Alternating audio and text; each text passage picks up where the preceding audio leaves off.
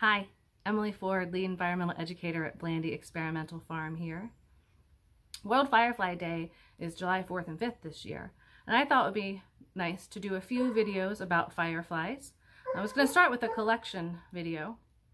Turns out I have a budding entomologist that lives in my house, and she is going to share with you her ideas on collecting fireflies. Enjoy!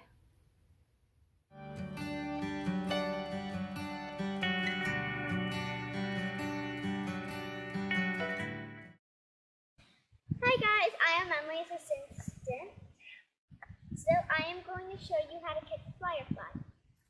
So if you have a net, you can use it to catch it. Or if you have an old pillowcase and a hanger wire and a stick, you can glue those together and make your own net. But anyways, let's get on how to catch a firefly. So what you have to do is grab onto this, and when it's dusk, you look for flashing lights of the abdomen. And then when you see those, you slowly walk up to them. And then get your net ready, and then you swoosh, and then you turn it around. And then you look, see if you got anything.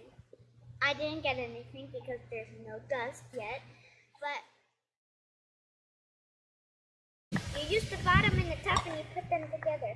You look at the top and it's a what is it called? Magnifier? Magnifier. So if you look, you can see all the tiny parts because this is a magnifier. So, and there's holes in it so the animal doesn't die.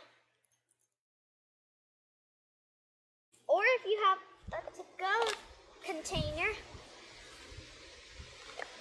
at home, like I do, you can take the container and you poke holes in it, and then catch it, close it, and the insect can breathe because there are holes in it. It's not. Anyway, we have those two containers, and that's what you can use to keep them safe and they don't die.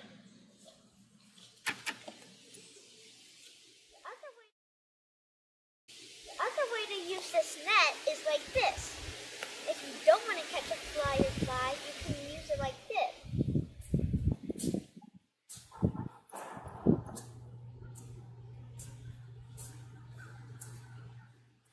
And then you look. If you got anything, and you did, you got a congrats. I hope you have a nice day or a nice night catching fireflies or other insects.